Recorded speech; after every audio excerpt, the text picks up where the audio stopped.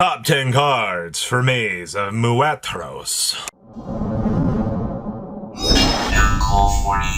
It's pickup times! Chronicle Sorceress. You know, this card has been, I think, one of the cards that has been requested the most to get ported over here. Just because, you know, it's Blue Eyes and Dark Magician support. You got so many people that are just excited for this in general. So you can activate one of these effects based on the attributes in your graveyard. So if you have a light, you can send a Blue Eyes White Dragon or a card that mentions it from your deck to the graveyard. Or if you have Dark, you can send a Dark Magician or a card that mentions it from your deck to the graveyard. Now you can only use this effect of Chronicle Sorceress once per turn. I can't imagine there's going to be much application with this, but you know, if you're a fan of Dark Magician or Blue Eyes, this is one of the very few cards that actually mentions both. Actually, this might be the only card that mentions both via their text, which is actually kind of cool. So a little bit of a casual lore pickup for you. We've also got the return of the Dark Lord reprints. They did a great job with Dark Lords. Up until this set, man, Dark Lords were some of the stupidest, most expensive cards. The Link 2 was pushing what? Like $30? Alright, like there are some cards that I can imagine need to be worth a little bit more money because they're a little bit nicer and better, but like Dark Lords have no business being that expensive, especially if you're a casual player wanting to pick this stuff up. I actually think that, you know, that's kind of a sad thing. Now that we've knocked this down, you know, you can get pretty much all of the Dark Lord stuff now for really cheap. Obviously, you got to go pick up Mago versions of Ixchel and Nasty to, you know, kind of get the deck up to speed. But Dark Lords should be affordable. Finally. Same thing with Magnet Warriors here. This was another really good pickup from this particular set, was the fact that Magnet Warriors now are going to be super available. If you were paying attention to some of these Magnet Warrior lists, they were starting to play, you know, the beta and certain cards like that. And beta is a great card for the deck, man, especially when, you know, you're doing the Berserkion shenanigans, which is really, really cool. I do kind of appreciate the fact that, you know, Berserkion and friends finally have a chance to see some play. But God, spending, what was it, like $15 to $16 per copy of this stuff is ridiculous. Now you're still going to have to go pay for the Berserkion and the Boss Monster because those didn't see reprints, which is kind of sad, but I'm okay with actually seeing some, you know, actual push through with this. Konami's actually giving us a nice little opportunity here with this one. And there's also the Chibis. I think the Chibis, no matter if we think the Chibis are hilarious or if they're bad, no matter what our perception of said Chibis actually is, we live in a world right now where players are going to want to collect them. And it's apparent that Konami, even if, you know, they were a poor reception in the first set, they still want to keep pushing these little guys onto us because they're like, oh, you guys want alt arts? Oh, you guys, oh, we get you some nicer versions. But the thing is, like, you're printing Armed Dragon level 3, man. Like, unfortunately, you know, the competitive player doesn't want this. But to the casual that is looking at this and like, I just want a copy of this just to add it to collection, man. You know, I'm a Chaz fan, you know, Manjome Thunder it up. You've got your options. So I think the Chibis are definitely for the casual collector to want to pick up for this set. And then, of course, for the competitive player, there's the Dominus reprints.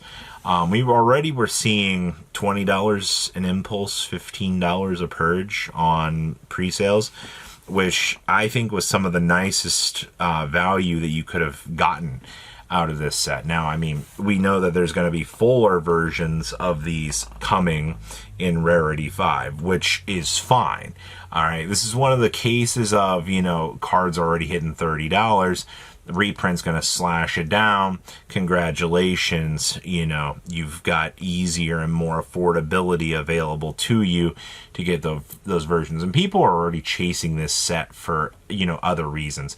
These were just 2 cards that Konami decided to, pivot, port in, and they were like, oh, hey, this basically, gets us what we want. So it's actually not too bad.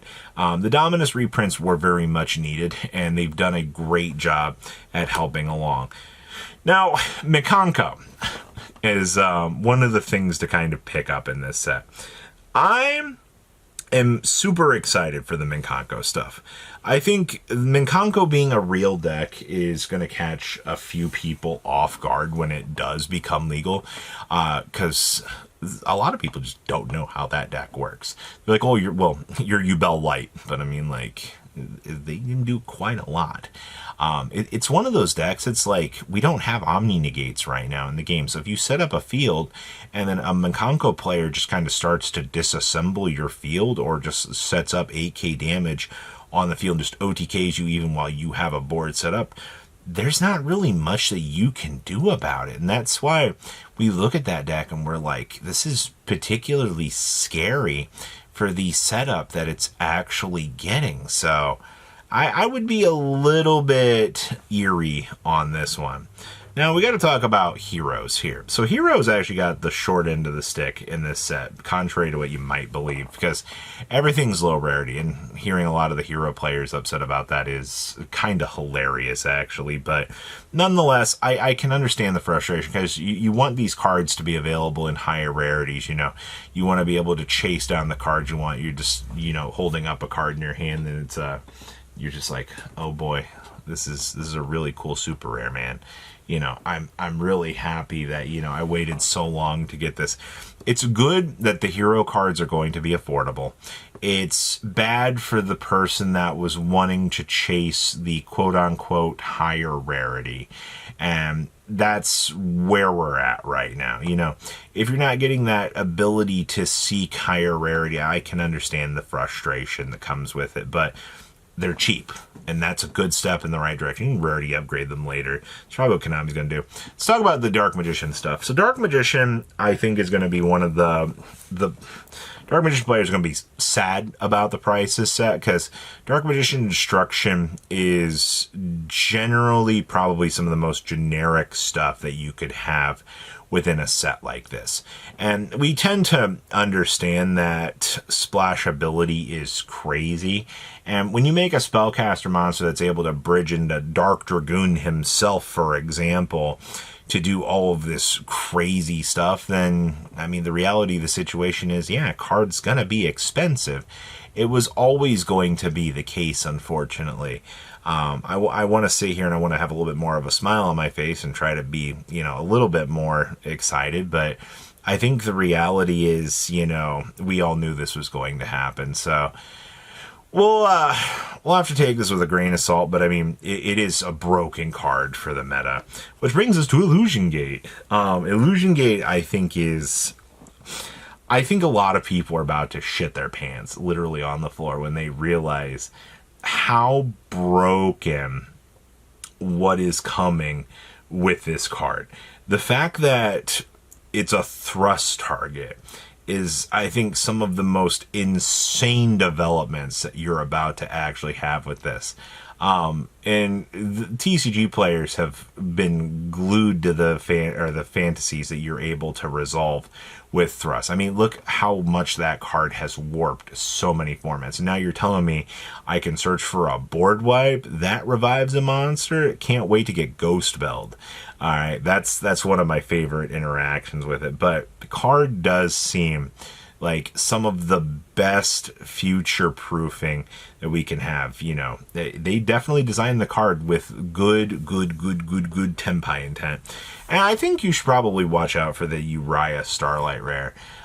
It's interesting to see, they've started the process to getting us things like these new arts, or, getting the Uriah, the Haman, the Ravael into circulation. I mean, the Uriah is going to be probably pretty cheap, especially if you're a collector. I would wait until a general circulation actually happens with this before you start to approach it. But I think it's probably going to be the most collectible piece in the set, obviously.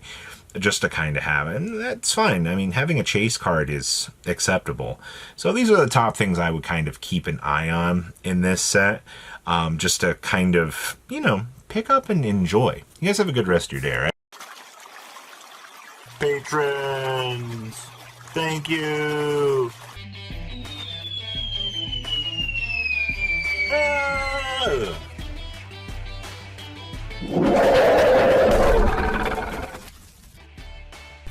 Thank you so much for watching. Check out these other videos.